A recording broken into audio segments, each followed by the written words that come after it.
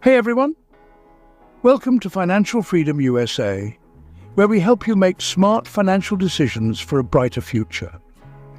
In today's video, we'll talk about how to choose the best systematic investment plan, or SIP, in 2024 that can give you great returns over the next 10 to 20 years. Whether you're new to investing or looking to grow your wealth long term, this video will guide you in the right direction. Let's dive in. A systematic investment plan, or SIP, is a way to invest a fixed amount regularly in a mutual fund. Instead of putting in a lump sum, you can invest small amounts monthly, making it a great option for beginners and regular investors. SIPs help you benefit from rupee cost averaging, meaning you buy more units when prices are low and fewer when prices are high. Over time, this balances out market fluctuations, making it less risky. SIPs are perfect for people who want to build wealth gradually. The power of compounding works best when you stay invested for a long time, like 10 to 20 years. With regular investments, your returns start earning more returns, helping your money grow exponentially.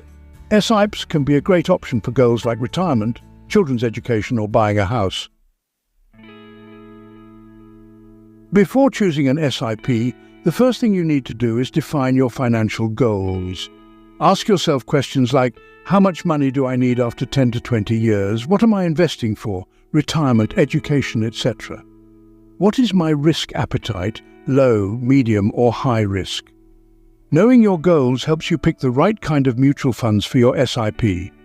For instance, if you're planning for your retirement, you may want to go for an equity-based SIP that has a potential for high returns over time.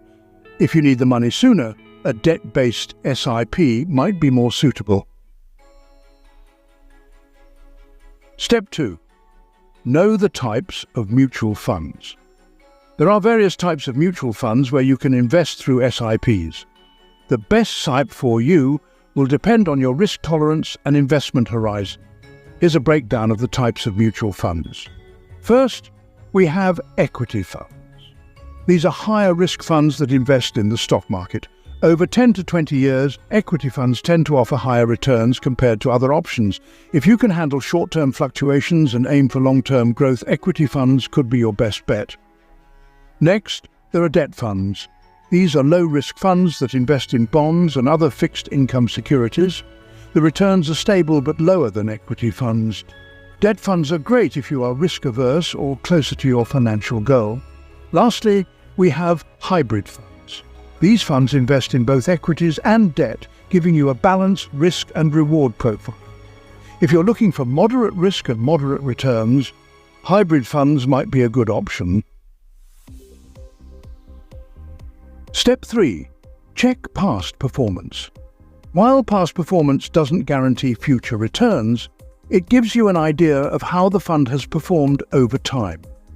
Look for funds that have consistently provided good returns over the last 5 to 10 years. Compare the fund's performance with its benchmark and peer funds to see if it's doing well in the market. You can check platforms like Morningstar, Money Control, and Value Research. These platforms will give you all the data you need to assess a fund's performance. Choose funds that have shown stability and growth over time. Step 4. Expense ratio and exit load. When investing in SIPs, you also need to be aware of the fees. Every mutual fund charges an expense ratio, which is a percentage of the assets under management. Lower expense ratios are better because they reduce the cost of investing and give you higher returns. Exit load is another charge you should check. It's a penalty you pay if you withdraw your investment before a certain period. Try to choose funds with low or no exit load, especially if you think you might need to withdraw your money early. Step 5. Fund manager's track record. A good fund manager can make all the difference. Check the track record of the fund manager handling the mutual fund. A fund manager with years of experience